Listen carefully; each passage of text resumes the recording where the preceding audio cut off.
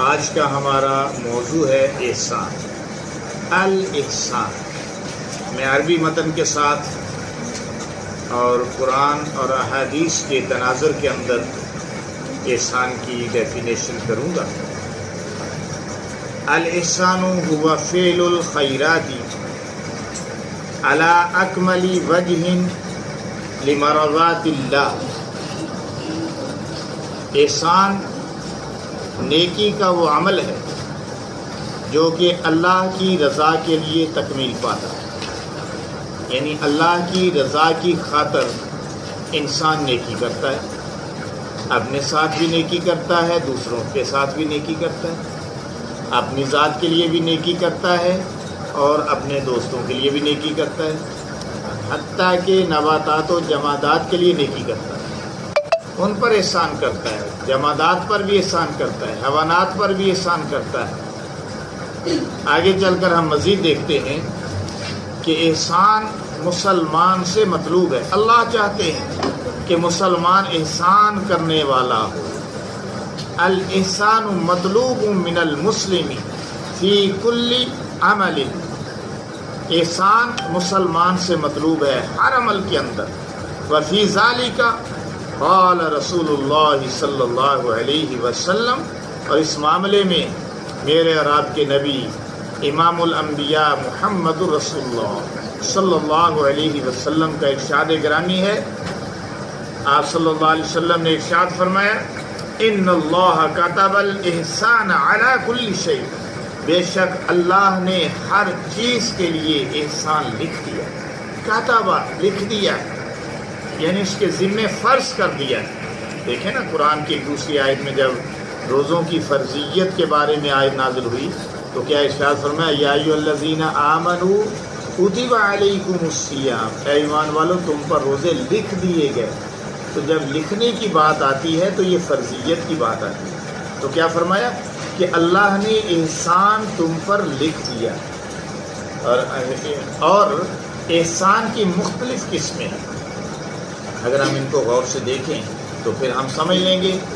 المسلم دائم الاحسان والبر لوالدیہ، مسلمان ہمیشہ احسان کرنے والا ہوتا ہے اور والدین کے ساتھ نیکی کرنے والا ہوتا ہے۔ یعنی مسلمان کو احسان تو کرنا چاہیے، مخلوقات پر احسان کرنا چاہیے، عزیز و اقارب پر کرنا چاہیے، جیسے میں نے عرض کیا، حیوانات پر کرنا چاہیے، جمادات پر کرنا چاہیے، لیکن ان سب میں سب سے زیادہ جو اس کے احسان کے حقدار ہیں وہ اس کے والدین ہیں۔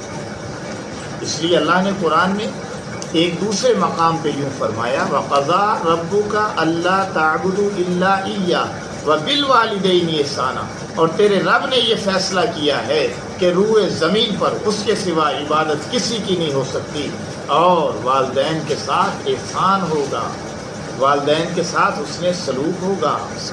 اس لیے وہ زیادہ حقدار ہیں کہ انہوں نے ہمیں جنم دیا، اس لیے وہ زیادہ حقدار ہیں کہ انہوں نے ہماری تکالیف برداشت کی ہیں، اس لیے وہ زیادہ حقدار ہیں کہ وہ ہماری خدمت کے محتاج ہیں۔ اس لیے ہمیں ان کے ساتھ کے ساتھ بدتمیزی نہیں کرنی، ان کا کہا ماننا ہے، ان کی روئی کرنے، ان کی خدمت کرنے، دل نہیں دکھانا بلکہ ان کو رکھنا اور پھر ان کی بھی کرنا۔ اللہ فرمان ہے کہ اپنے والدین دعا بھی کہا کرو۔ عالم فی معاملہ باقارب، احسان کرتا ہے اپنے عزیز و اقارب کے معاملے میں بھی، یعنی بھائیوں پر، دوست بھائیوں پر، بہنوں پر، قصب پر، موتوں پر، غریب پر، جو رشتے دار محتاج ہیں ان کی احسان کرتا ہے، یعنی ان کے لیے بھی نیکی کرتا ہے۔ جہاں ان کو مدد کی ضرورت ہوتی ہے، مالی مدد کی ضرورت ہے یا کہ اخلاقی معاونت ضرورت ہے، وہ ان کی معاونت کرتا ہے، ان کی مدد ہے۔ مسلمان ہوتا ہی وہ ہے، ولی اخوانی و اہل بیت، اپنے بھائیوں کے ساتھ احسان ہے اور اپنے گھر والوں کے ساتھ احسان کرتا ہے۔ یہ نہیں کہ جب بھی گھر میں جاؤ لڑائی ڈال لو، اور کئی لوگوں کا یہ وتیرہ ہوتا ہے کہ گھر میں گئے، والدہ ہے تو اس کے ساتھ لڑائی ڈال دی، والد ہیں اس کے ساتھ بدتمیزی کی، بیوی ہے اس کے ساتھ جا کے لڑائی کی، بچے ہیں وہ چھپتے پھر رہے ہیں کہ جناب ابا جی آ گئے نے، بڑے سخت نے، لک جاؤ لک جاؤ۔ یہ بات تو ٹھیک نہیں ہے نا۔ مسلمان کو ایسا نہیں ہونا چاہیے، مسلمان تو محبت کرنے والا ہوتا ہے، مسلمان تو احسان کرنے والا ہوتا ہے، اس لیے مسلمان کو پڑوسی کے ساتھ بھی احسان کرنا ہے۔ المسلم یحسن الی جیرانہ ویکرمہ، مسلمان اپنے پڑوسی کے ساتھ بھی احسان کرتا ہے اور ان کا اکرام کرتا ہے۔ اگر گھر میں کوئی چیز پکی ہے اور پڑوسی کے گھر میں نہیں پکی تو سالن دے کے آ جائے، کیا ہوتا ہے؟ اگر پڑوسی کو مدد کی ضرورت ہے تو مدد کر دے، کیا ہوتا ہے؟ ایک دوسرے کے تعاون سے بات چلتی ہے نا۔ جب انسان تکلیف میں ہوتا ہے تو رشتہ دار بعد میں پہنچتے ہیں، دوست بعد میں پہنچتے ہیں، پڑوسی پہلے پہنچتے ہیں، تو پڑوسی کا پڑوسیوں پر حق ہے۔ رسول اللہ صلی اللہ علیہ وسلم نے فرمایا جبریل میرے پاس آ کر پڑوسی کے حقوق کی اس قدر تاکید کرتے تھے کہ میں یوں سمجھنے لگا کہ شاید پڑوسی کو وراثت میں ہی حصہ نہ دے دیا جائے، اس کا وراثت میں ہی نہ حصہ رکھ دیا جائے، پڑوسی کے اتنے زیادہ حقوق ہیں۔ بار بار حضرت جبریل علیہ السلام تاکید کرتے تھے، اس لیے پڑوسی کا بھی حق ہے، اور مسلمان وہ ہے جو اپنے پڑوسی کے ساتھ احسان کرتا ہے۔ المسلم یحسن الی الفقراء والیتامى والمساکین، مسلمان وہ ہے کہ جو فقیروں کے ساتھ، یتیموں کے ساتھ، مسکینوں کے ساتھ احسان کرتا ہے، ویتصدق علیہم، اور ان پر صدقہ کرتا ہے۔ اپنے اللہ نے پیسہ دیے، اللہ نے مال دیا، اللہ نے فراوانی دی ہے، اللہ نے دولت دی ہے، تو اپنے پڑوسیوں کا خیال رکھے، یتیموں کا خیال رکھے، مسکینوں کا خیال رکھے اور ان کو صدقہ دیں۔ اور یاد رکھیں کہ جب آپ یتیموں، مسکینوں، غریبوں کو صدقہ دیں گے نا، ان کے ساتھ تعاون کریں گے، وہ آپ سے محبت کریں گے۔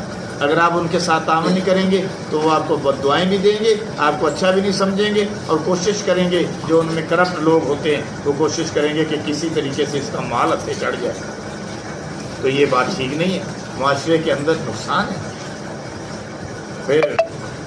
پھر فرمایا المسلم یحسن الی نفسی، مسلمان وہ ہے جو اپنے آپ پر احسان کرتا ہے۔ اپنے آپ پر احسان کیسے ہے؟ کہ حرام چیزوں سے اپنے آپ کو بچاتا ہے، فَيُبْعِدُهَا عَنِ الْحَرَامِ، وہ حرام سے اپنے آپ کو دور رکھتا ہے۔ مسلمان وہ ہے کہ جو حرام سے اپنے آپ کو دور رکھتا ہے، نیکی پہ لگاتا ہے، تو اپنے آپ پر احسان ہو گیا، کیونکہ نیکی کرے گا، نمازیں پڑھے گا، روزے رکھے گا، اخلاق سے پیش آئے گا، اچھے اعمال کرے گا، دوسرے ساتھ تعاون کرے گا، تو اللہ تعالیٰ اسے جنت میں بھیجے گا، تو احسان ہو گیا نا اپنے آپ پر۔ اور اگر یہ برائی کرے گا، شرابیں پیے گا، چوریاں کرے گا، ڈاکے مارے گا، شرک کرے گا، گناہ کرے گا، تو اللہ پاک اسے جہنم میں پھینکے گا، تو اپنا نقصان کیا کہ فائدہ؟ تو اس لیے مسلمان وہ ہے جو اپنے آپ پر بھی احسان کرتا ہے، نہ صرف دوسروں پر احسان کرتا ہے بلکہ اپنے آپ پر بھی احسان کرتا ہے۔ المسلم یحسن الی الاشجار والحیوانات، مسلمان وہ ہے جو درختوں پر اور حیوانات پر بھی احسان کرتا ہے۔ الاحسان مطلوب من المسلم من القول والعمل، مسلمان سے احسان مطلوب ہے، اللہ چاہتا ہے کہ جو میرا مسلمان بندہ ہے وہ اپنے قول سے بھی اور اپنے عمل سے بھی، قول کا کیا مطلب؟ بات، اپنی بات سے بھی اور اپنے عمل سے بھی دوسروں پر احسان کرے۔ مثلا حضور علیہ الصلوۃ والسلام نے فرمایا کہ مسلمان وہ ہے کہ جس کے زبان اور ہاتھ سے دوسرے مسلمان محفوظ رہتے، فلا یخرج منہ الا الکلام الطیب، ہاں اس سے کوئی اور کلام نہ ظاہر ہو، یہ نہیں کہ گالی دے رہا ہے، کسی کو برا کہہ رہا ہے، کسی کو چغلی کر رہا ہے، کسی پر بہتان لگا رہا ہے، کسی کو ستا رہا ہے، اب ہاں جی باتوں کے تیر چلا رہا ہے۔ باتوں کے تیر آپ کو پتہ ہے یہ بڑے ظالم ہوتے ہیں، کہتے ہیں کہ کلہاڑی کے پھٹ تو مل جاتے ہیں لیکن باتوں کے تیر نہیں ملتے، تو باتوں کے تیر نہ چلائے، باتوں کے نشتر نہ چلائے۔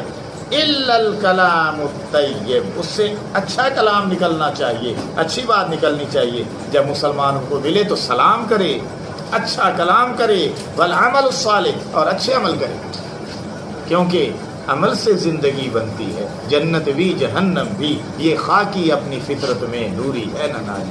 المسلم لہم اجر عظیم عند اللہ، مسلمان کا اللہ کے نزدیک بڑا اجر ہے۔ کیا اجر ہے؟ قرآن میں اللہ فرما رہے ہیں وَأَحْسِنُوا إِنَّ اللَّهَ يُحِبُّ الْمُحْسِنِينَ، تم احسان کرو، تم احسان کرو، اللہ تعالیٰ احسان کرنے والوں کو پسند کرتا ہے۔ اور ڈاکٹر اقبال کیا کہتے ہیں؟ کرو مہربانی تم اہل زمیں پر، کرو مہربانی تم اہل زمیں پر، خدا مہرباں ہوگا عرش بری پر۔ والسلام ورحمۃ اللہ وبرکاتہ۔